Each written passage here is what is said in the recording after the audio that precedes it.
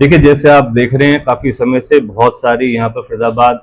दिल्ली, पंजाब, हरियाणा, राजस्थान के अंदर ऐसी काफ़ी वारदातों के बारे में सूचनाएं प्राप्त हो रही हैं, जिसमें काफ़ी लोगों को ऐसे टारगेट करा जा रहा है, जिसमें लोगों से एक्सटॉर्शन, रैंसम, धमकियां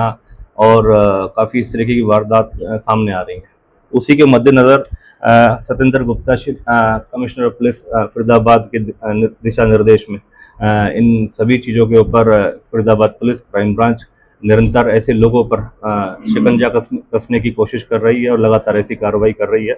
और काफ़ी सफलताएं भी मिली हैं ऐसे लोगों के ऊपर अंकुश लगाने के लिए। उस एवज में ही कार्रवाई करते हुए एक व्यक्ति विशेष की पहचान हुई थी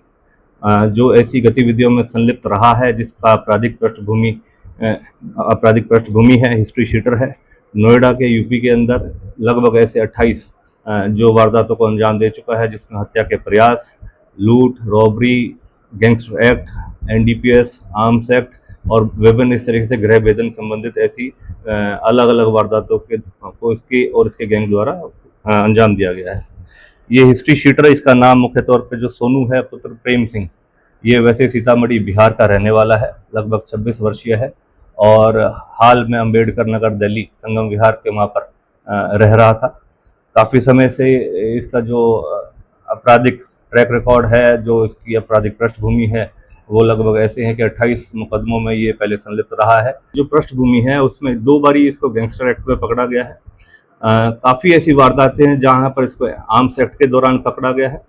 कुछ वारदातों में इसके ऊपर एनडीपीएस के केसेस भी हैं, कुछ वारदातों के अंदर लूट और रॉबरी के रिलेटेड केसेस भी हैं, कुछ हत्या के प्रयास भी हैं और उसके अलावा कुछ गृह भेदन संबंधित इसके ऊपर केसेस हैं। तो इन सभी चीज़ों को मद्देनज़र रखते हुए ये एक हमारे पास जो इन्फॉर्मेशन थी, किसी बड़ी वारदात को यहाँ अंजाम देने की फिराक में था और जिस तरीके से यहाँ पर ये रेकी करके और अन्यथा ऐसी कुछ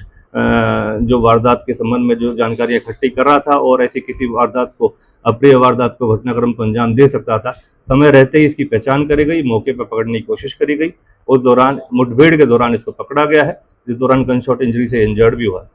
आपने कहा सिद्ध साहब की किसी बड़ी घटना को अंजाम देने की फिराक में था। अभी कुछ समय पहले शहर में कई लोगों को एक साथ रंगदारी की धमकियां मिली हैं, तो और गैंगस्टर एक्ट का मामला दर्ज है इन पर, तो क्या उस घटना से तार जुड़े हो सकते हैं? कहीं कोई दहशत फैलाने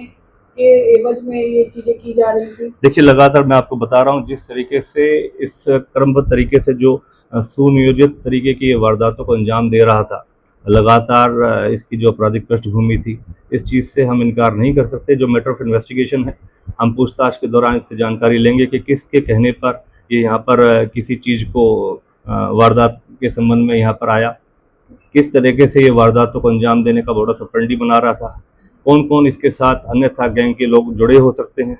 अन्यथा किस तरीके की वारदात इसने पहले यहाँ पर फरीदाबाद में जिस तरीके से कुछ केसेस में वांछित था और जो नोएडा के अंदर काफ़ी ऐसे केसेस, 28 केसेस नोएडा के अंदर ही हैं इसके ऊपर, तो उसके मद्देनज़र हम पूछताछ गहराई से करेंगे और ये भी जानकारी हम लेने की कोशिश करेंगे कि कौन कौन व्यक्ति विशेष अन्यथा इसके साथ जुड़े हो सकते हैं। मैं कहना चाहूँगा कि हमारी crime branch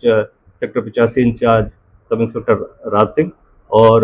PSI Deepak Lohan, crime branch BPTP, इनका सराहनीय कार्य है जो उन्होंने मौका रहते किसी अप्रिय घटनाक्रम को होने से रोक दिया।